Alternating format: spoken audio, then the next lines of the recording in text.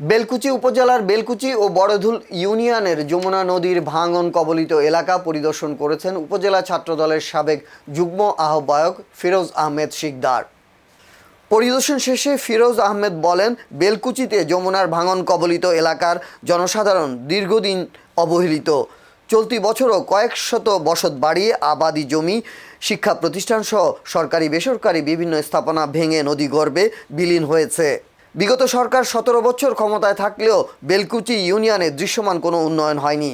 তিনি সিরাজগঞ্জ 5 বেলকুচি চৌহালি আসনের সংসদ সদস্য আমিরুল ইসলাম খান আলিমকে উদ্দেশ্য করে বলেন, অবহেলিত নদী ভাঙন কবলিত ইউনিয়নকে পুনর্গঠনে অতি দ্রুত যমুনা নদীর ভাঙন কবলিত এলাকায় স্থায়ী বাঁধ নির্মাণ করে এলাকার মানুষের মাথা গোঁজার ঠাঁই করে দেবেন।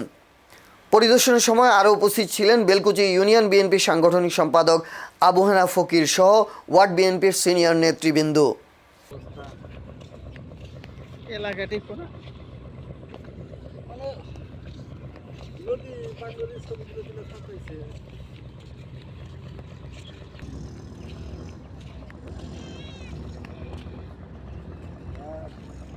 উপজেলায় আমাদের বেলকুচি ইউনিয়ন একটি অবহেলিত। বিগত 17 বছর এই এলাকার মূলত কোনো উন্নয়ন, দৃশ্যমান উন্নয়ন হয় নাই।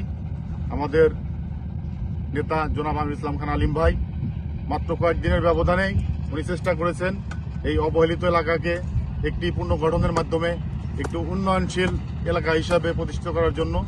সেই হিসাবেই আপনারা দেখতে পাচ্ছেন